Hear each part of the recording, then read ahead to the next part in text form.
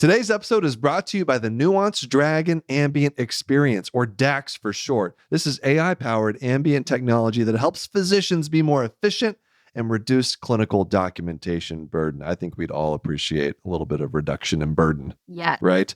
To learn more about how DAX Copilot can help reduce burnout and restore the joy of practicing medicine, stick around after the episode or visit nuance.com/discover DAX. That's nuance.com/discover DAX.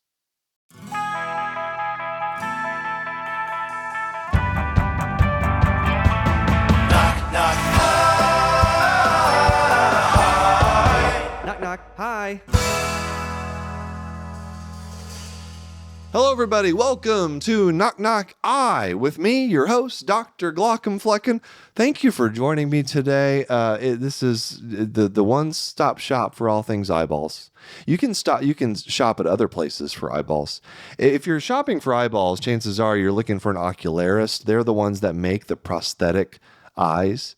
And actually, that's an interesting point. But just the kind of a stream of consciousness thing.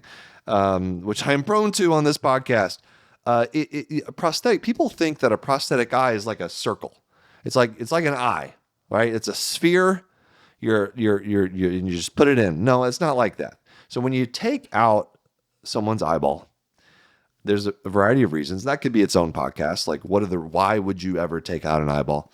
Well, whenever we take out an eye, we have to fill the space in the orbit that the eye was just in. All right. And so, I mean, I got a model here. If you're watching on YouTube, this is an eyeball right here. This thing takes up space. This is obviously not to scale, but it takes up space in the orbit, and we have to fill that space with something that's roughly eyeball shaped and eyeball sized. And that can has different materials that can be made of. Hydroxyapatite is a common one, and you actually don't see that when you look at someone who doesn't have an eye. You don't see because this is an implant, a spherical implant that goes deep into the orbit, and we cover it. It's not covered. If it's exposed, then something's wrong, and we have to deal with that. So it should be completely covered, and then you send the patient to an ocularist who fits them with what we think of as a prosthetic eye, which is really just a shell. So it's not a sphere. It's just a shell that goes underneath the eyelids, and they do amazing things. The ocularists, they're incredible artists, and they can give you anything you want. They can paint you an eye that looks like your other eye. Some people like that. Some people want something very special, and it could be literally anything. You could have your favorite animal painted on it. You could have a complete red prosthetic. Anything you want. Anything you want.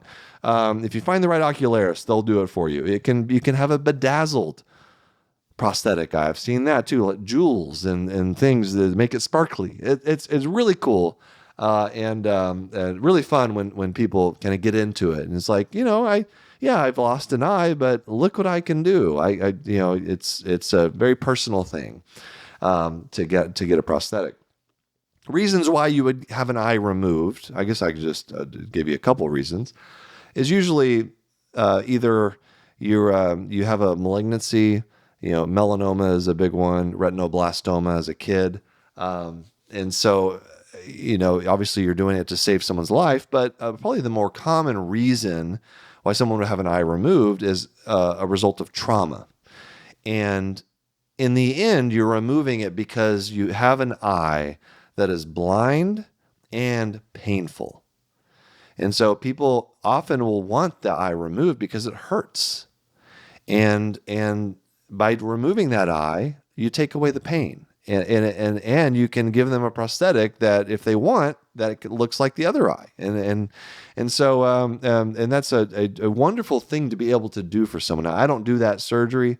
I haven't since residency. It's a more of a specialized surgery. Or we have oculoplastics, orbital-based doctors, ophthalmologists, surgeons who do that kind of thing.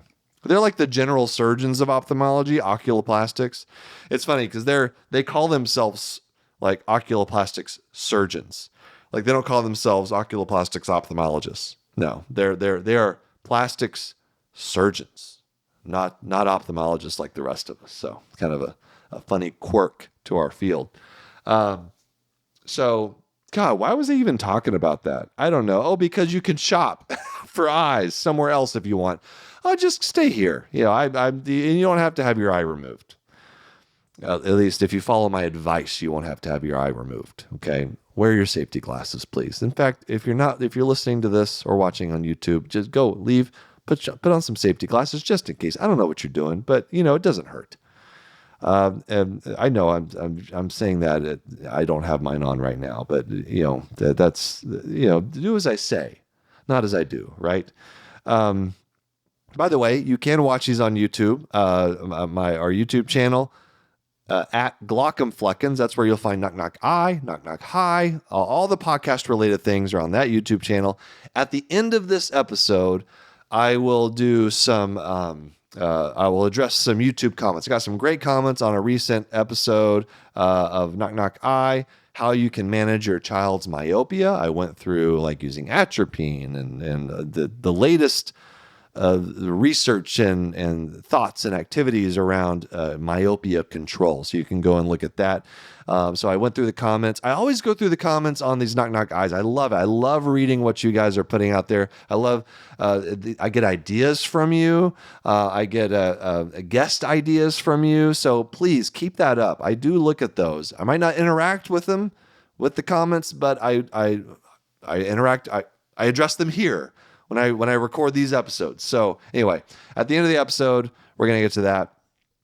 And the other thing I want to do in the open here before we get into our topic for today is I did a thing that I do periodically, which I think is helpful. It's good for my own mental health. I deleted X/Twitter from my phone. It was time. Every now and then I get to this point where I'm like, that's the one social media platform that, I mean, you can scroll on any of them. Like TikTok, I'll scroll, but in TikTok, I'll just lose time, but it doesn't make me like feel bad. For some reason, like X, I just, after a while, and it takes a while, and it's not just a daily thing. It's like after days and days of every day I'm checking it, I'm scrolling through tweets.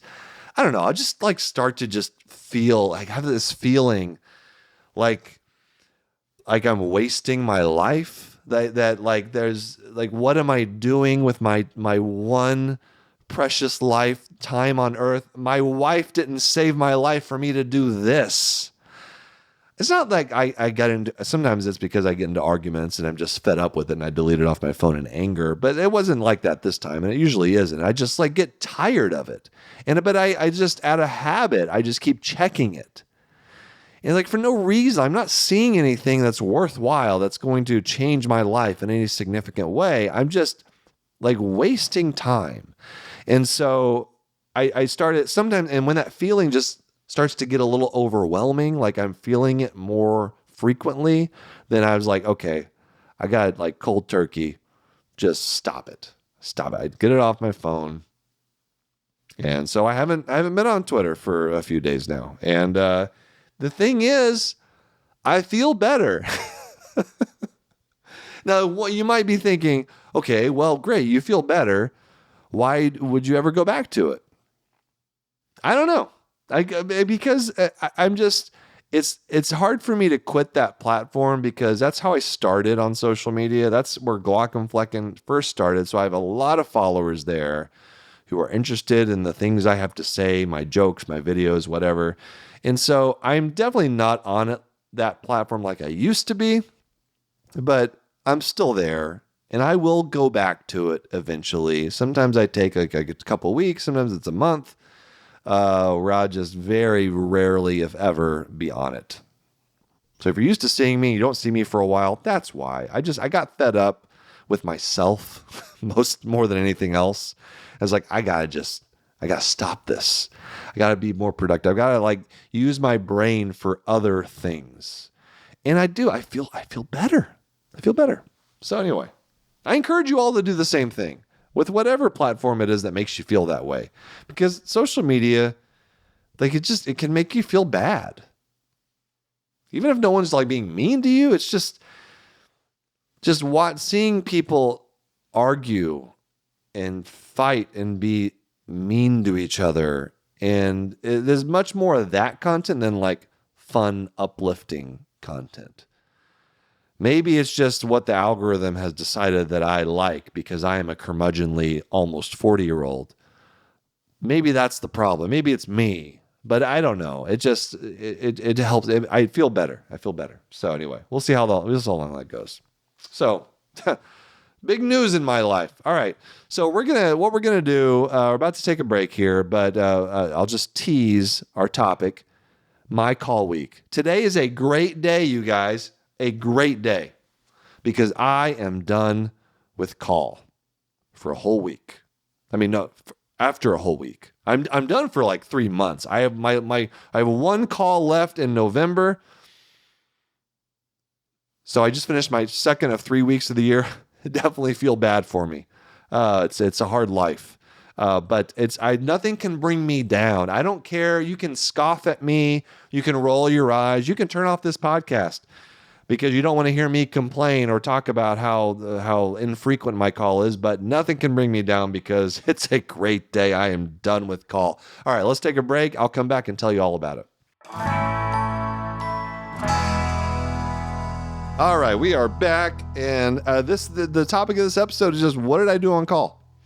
So let me just, I'll break down real quick what exactly I do, like what's the scope of my on-call shifts. So I'm in a large private practice, ophthalmology only, all over the city of Portland. And my group covers 4 community hospitals.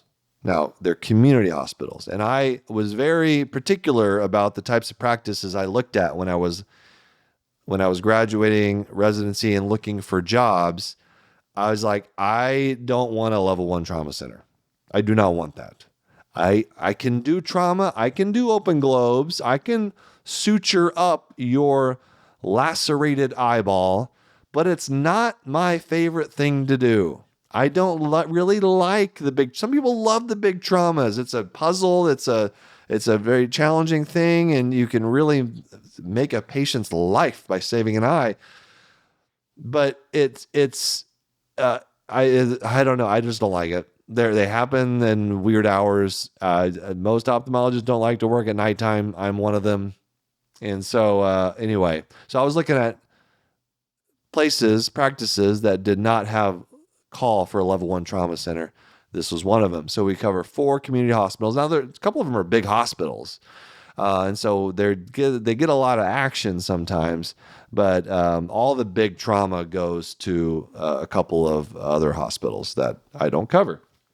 And so 4 hospitals, and then all like a ton of patients, like half of the city of Portland that has an established eye doctor is one of our doctors. And so I cover a lot of patients. So I get a lot of phone calls from patients. Also urgent cares in the community. So just out in the community, it's like when you think of the running joke of outside hospital, like that's like I help outside hospital. I am part of outside hospital. That is me.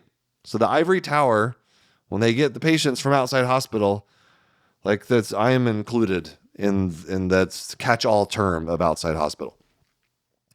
And so my call is Wednesday to Wednesday. So that's why I just got off call. I'm recording this on a Wednesday night. I just finished my week, and it's so hit or miss. Like, I've had weeks where I start to like question my own sanity. Like, am I really on call? Like, I've not heard a peep, nothing from any of these hospitals. Like, do they have the right phone number? Do they have the right name? I don't know. I can feel like the seething anger from some of you. Like, God, how dare you talk about this, about how good your call is? do you have any idea? I saw 40 patients in the ED yesterday, and I've got 40 more tomorrow. I get it. I get it. And I'm so sorry. I'm so sorry you have to deal with that. I can empathize with you. I don't know. Like, it's great to be an ophthalmologist. I don't know. I feel bad for my colleagues that do have really bad calls, and it certainly was like that for me in training. But I'm very fortunate. I'm very fortunate to be in the position I'm in. So let's talk about what I had to do on call, and I realize that this is not going to be relatable to a lot of people. But I don't care. I don't know. Again, nothing can bring me down. I'm done with my call shift. All right. So, I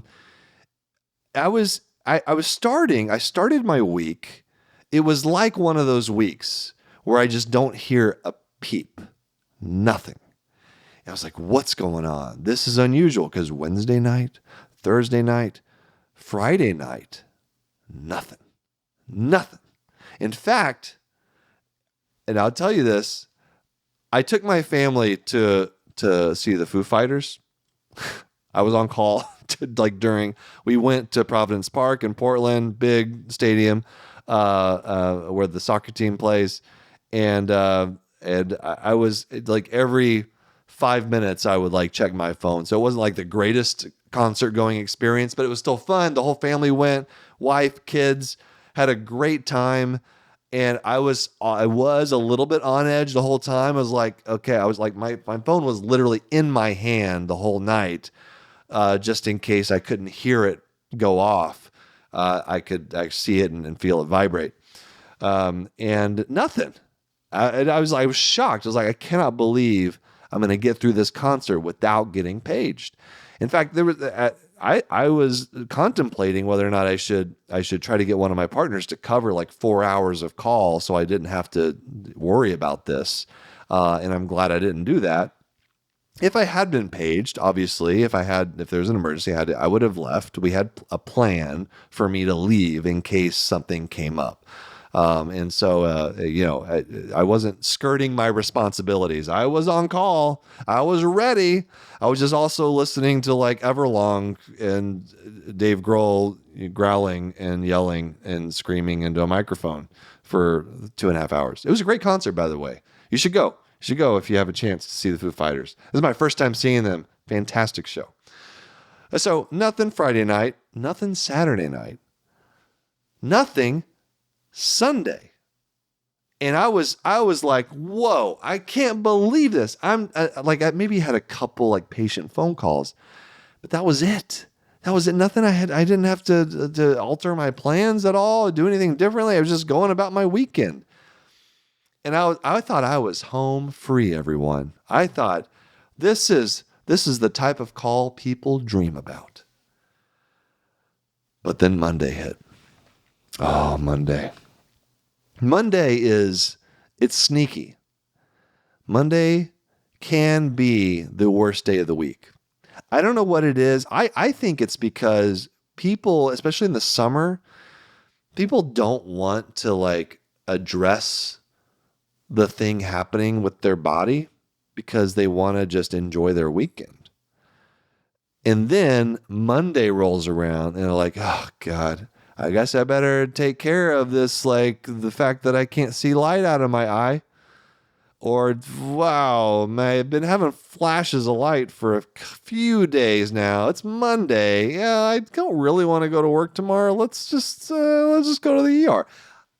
I don't know. I mean, but there are obviously actual, real emergencies that happen on Mondays. But for some reason, some of my worst call nights have been on Monday. Can anybody explain this to me? Tell me in the YouTube comments under this video. Is this a thing? Am I just making this up because I happen to have a really bad Monday call? I think it's a thing. I think Monday, something about Monday. Anyway, so Monday is my podcasting / making video day. So we were doing Glock and Fleck and stuff all day, as we usually do on Mondays. And then 5 o'clock, bam, it just hit.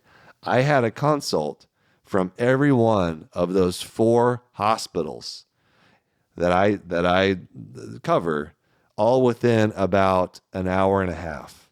And they were all like legit consults. All right, so now let's talk about what they were.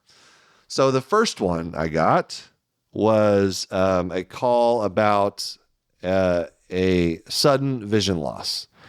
And when we go back to, I've talked about like pants patients. So pants patients are the emergency department is telling you something, or the hospital, whoever is calling you, and what they tell you forces you, the ophthalmologist, to put your pants on and come in to see the patient. The implication being that this is happening during some of your no pants time at home. So like, middle of the night, whatever. Not that I always go around with no pants, but I frequently, it's, why would I wear pants? I'm at home. So anyway, trousers for all of you people in the UK. Sorry about that. All right. So I got this first call. It was actually an inpatient. This one was an inpatient, and vision loss over a few hours. So what are the things I'm thinking immediately? And I'm like, well, how bad, like, what is the level of vision loss? That's really important. And they said, well, the patient can only see light, like nothing else. Like it just went basically dark. And it's like, okay, well, that's severe. That's severe vision loss. I listened to what they're talking about, and like the patient's diabetic, and I was like, oh, okay. And they've had some like retina stuff going on. I was like, oh, okay. So there's maybe some diabetic retinopathy going on. And so I decided to go in and see the patient. Now, the decision for this one to go in and see the patient, it depends honestly on kind of the time of day / night. Like if this was in the middle of the night, it would be totally fine for a large amount of painless vision loss to wait a few hours. It was like 2 a.m. I get this call. I'm just having the patient come over to the clinic, or if it's in the hospital, I'm like first thing in the morning, I'm going over to the hospital to see that patient. I'm going to get a few hours of sleep, as much as I can, so I'm a little bit more fresh. And usually painless, where you're not no pain, but you lose vision, is there none of those pants patients where it's like immediate. Those are all painful vision loss type of things. So there's not really any painless vision loss that requires an immediate evaluation. But this call came in at like 5 p.m. So I'm like, okay, it's not in the middle of the night. I'm already dressed. I'm already wearing my pants. I just got done recording an episode. And so I was like, okay, I'll come in and see the patient, because again, it is very serious.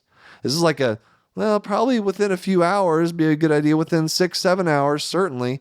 I didn't want to have to make that patient wait, 12 plus hours before I was able to get there the next day. So, could I have waited? Yeah.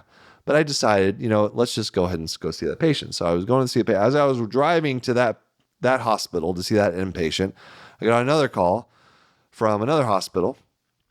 So I saw that patient, ended up being a vitreous hemorrhage, by the way. So diabetic retinopathy, you can have these abnormal, fragile blood vessels growing in the eye, and then they can easily break and cause a bleed in the middle of the eye, resulting in this a massive amount of blood loss.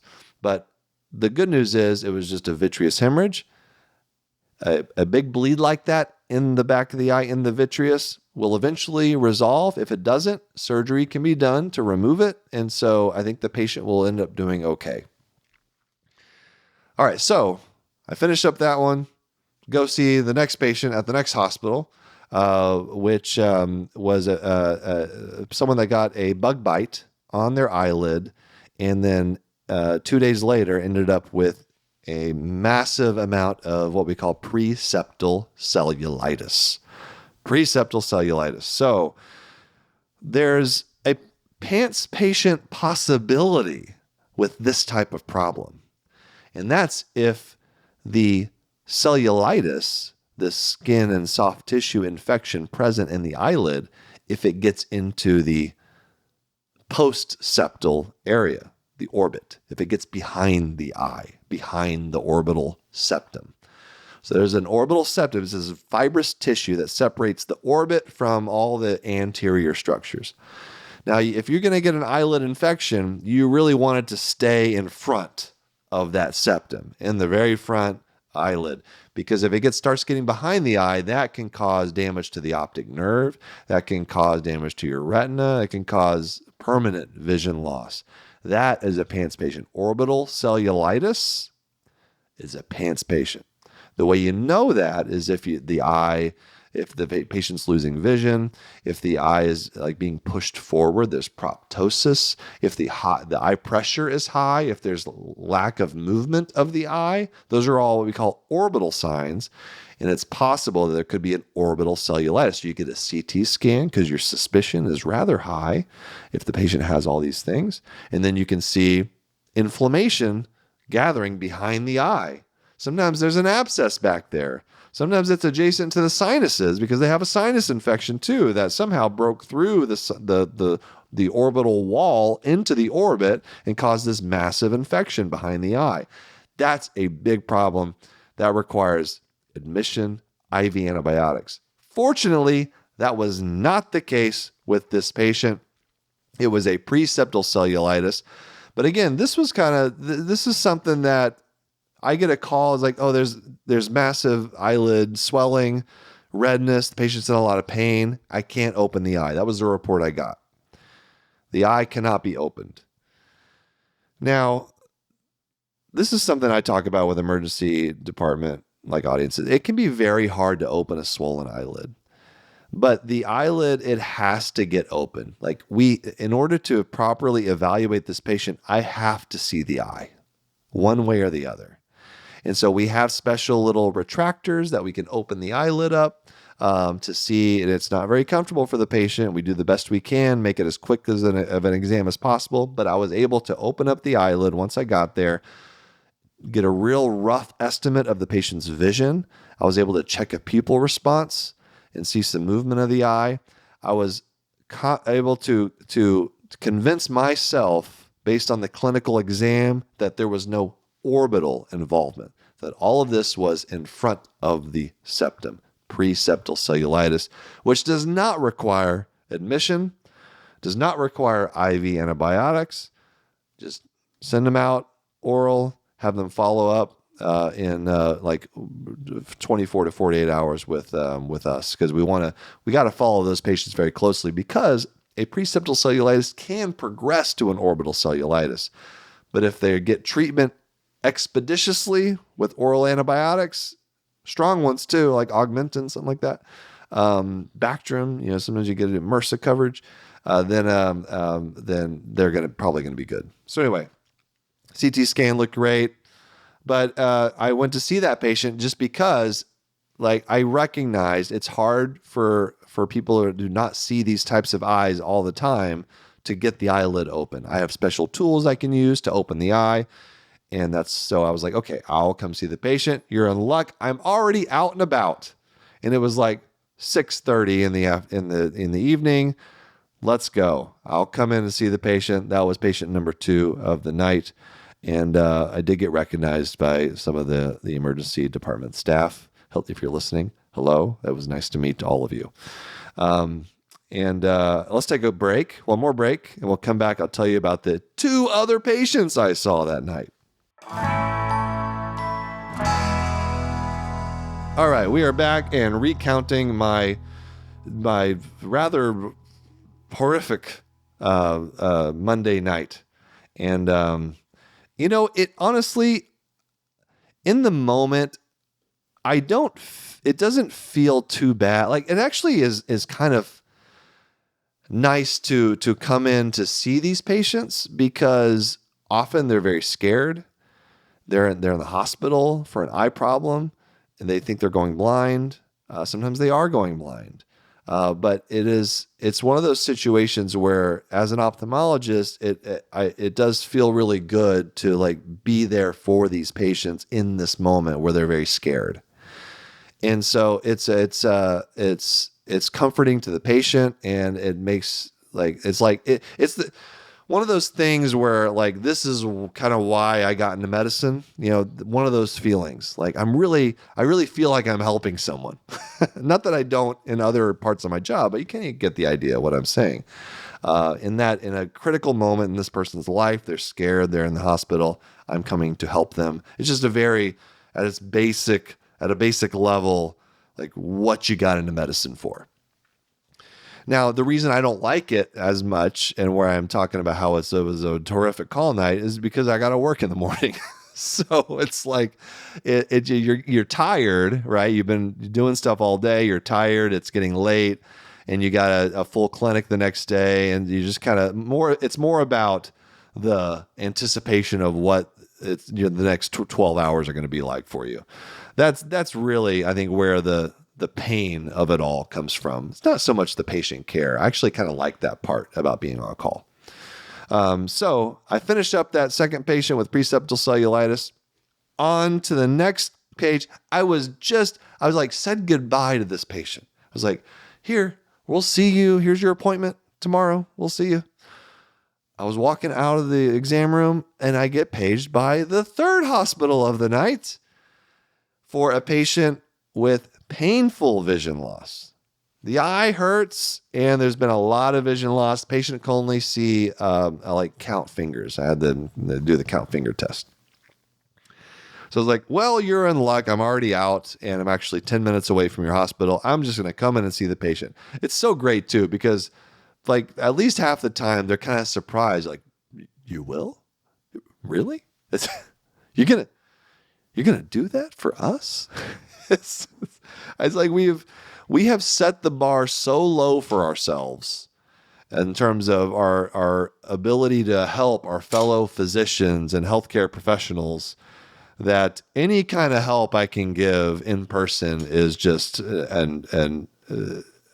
I'm like moving heaven and earth to make it happen. So I don't know. Anyway, so I get the call. I go in. I see the patient. And I look at the eye. I can tell basically just from the foot of the bed. I'm looking at the eyes. When I'm talking to patients, it's so interesting with ophthalmology. You can tell a lot. You can make a lot of diagnosis from the foot of the bed without ever even really like looking closely at the patient. So looking at this patient from there, from about 5 feet away, I could tell the cornea was cloudy. The eye was very red. And then I get a closer look. I use my little lenses. I get a more magnified view of the eye. I put a little fluorescein, little light up the eye. And lo and behold, I find a picture perfect dendrite. So this patient had herpetic keratitis that had been present probably for like close to a week because the cornea was very cloudy. And the eye was very red, and the dendrite was quite large. I didn't even need, honestly, I didn't need a magnifying lens to see it. So that actually went pretty quickly. Able to make the diagnosis right then and there. Start the patient on acyclovir or valacyclovir. Physician's choice on that one. I'm talking to the emergency department, whatever they wanted to start. Give some topical antibiotic. See the patient in a couple days in the eye clinic. Bam, there you go. And then, as I was walking out, I got a page from one of the other hospitals I had just left that was on my way home. And so I stopped by there, my last patient of the night. Now we're right around midnight. And I is another patient with sudden onset painless vision loss. So a painless vision loss that normally, if it was around midnight, if I was at home, I might have just said, yeah, you know what? This sounds like a central retinal artery occlusion because it was like someone turned out the lights in this patient's eye. They had a big vascular history, longtime smoker, and lost vision. Really don't see anything, just see light. And so if I was at home and I got that call, I would have said, okay, this sounds like a CRAO, which is basically a stroke. So go ahead and do a stroke workup. That's what this is like. I'm 90 with this history and what you're telling me. This sounds very, very suggestive of a stroke in the eye. So do a stroke workup. Also, you want to check for giant cell arteritis. You want to get an ESR, CRP, platelet count, and so all of that was done before I got there. By the way, because I said all this over the phone, but I was like, okay, I'm going to pass by the hospital on my way home. I'm just going to stop by. And sure enough, that was the diagnosis. It was central retinal artery occlusion. There was some little clot from somewhere. Still not quite sure yet where it might be coming from.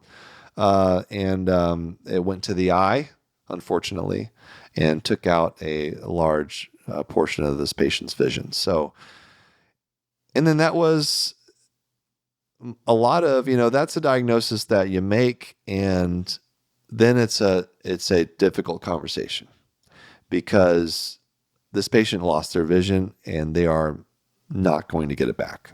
They might get a little bit, but not any significant amount of vision. I mean, this eye was 20/20, 20/30. And then just like that, hand motion. That's all they could see, hand moving in front of the face. And so that's always a tough conversation to have. Now, fortunately, the other eye was healthy. And so sometimes I'll try to focus on that. Like, now our goal going forward is to make sure we keep your other eye as healthy as possible. And this is how we're going to do that. And then I also can, if the patient's amenable to hearing about this, you kind of judge how the patient is doing. Are they with you? Are they absorbing what you're saying? Because this is bad news. Sometimes when you give someone bad news, they kind of shut down. Are not able to really hear it. But so I kind of judge how the patient's doing. Are they understanding what I'm saying? Are they asking me questions? And so sometimes I'll talk about how I have lots of patients that are able to adapt just fine. A lot of patients live their entire life with one eye, and they're able to do all the things that you would normally do in your day-to-day life. And so to try to give a little bit of hope, it's very fortunate that we have two eyes. And so that's something that can sometimes bring some comfort to people. So anyway, and then I got to go home. That was it. That was my Monday night.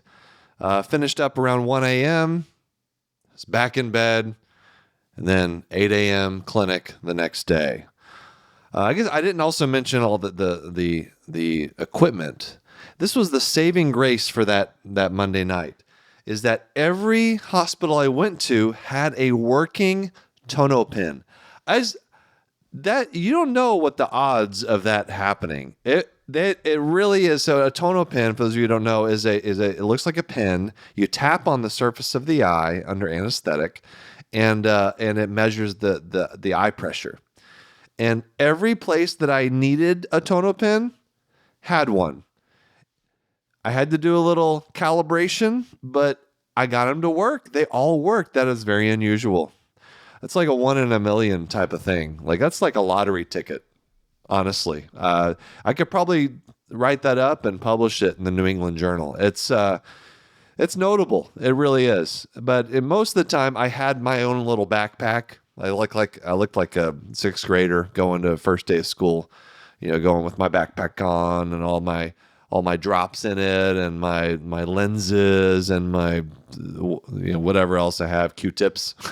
That's a whole bunch of stuff in that thing. Most of it I don't use. I had a little retractor to open up a swollen eyelid, all that stuff.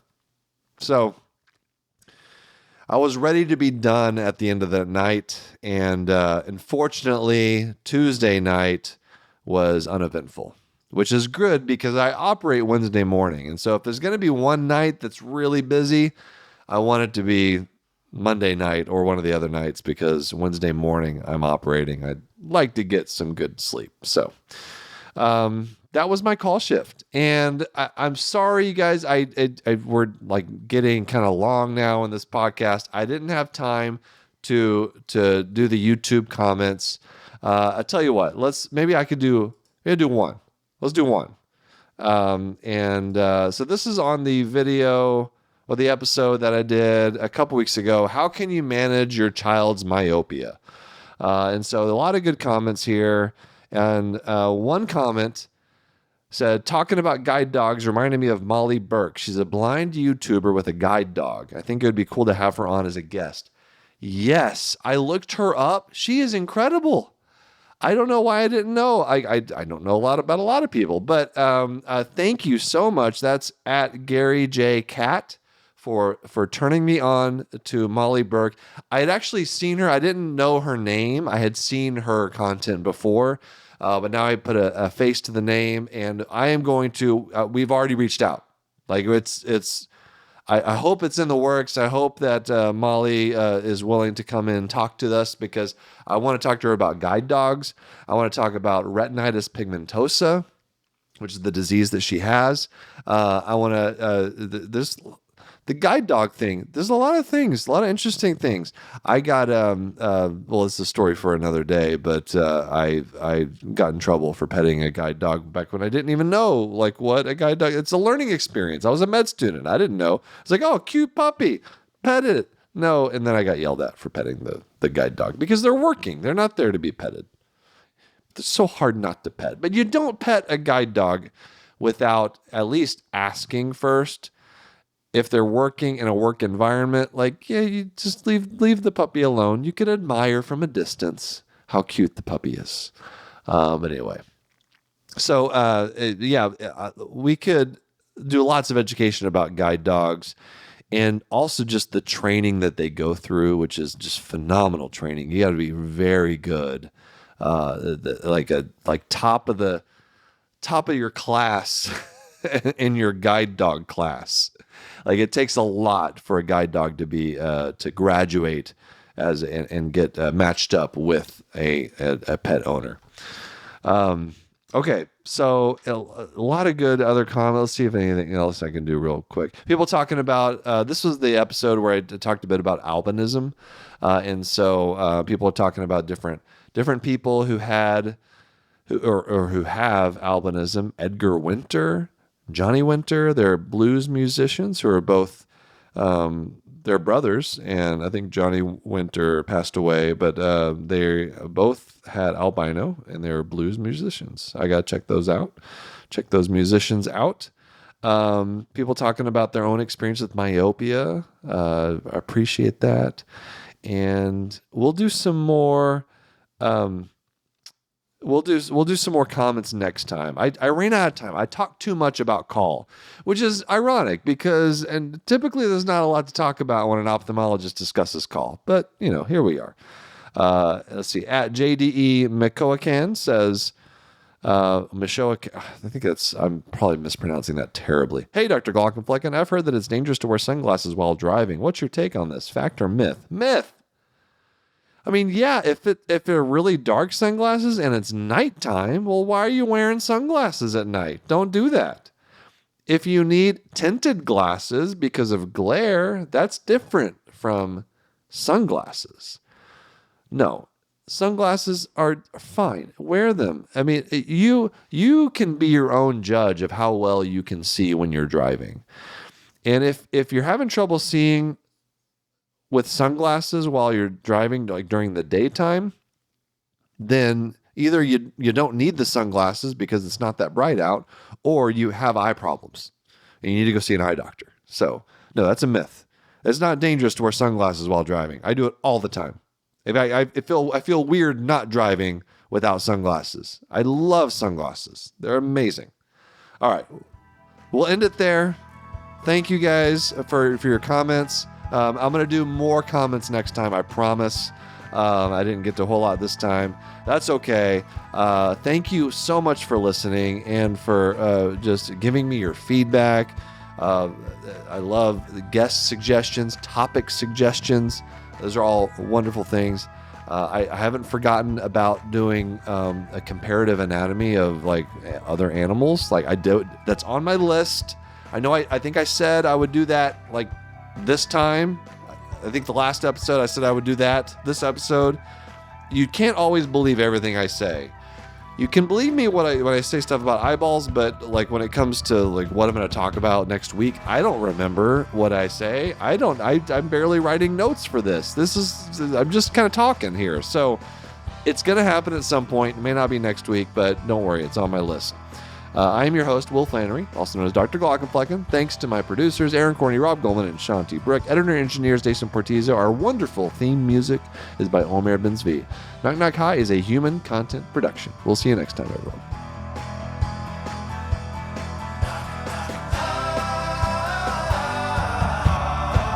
Knock, knock, goodbye.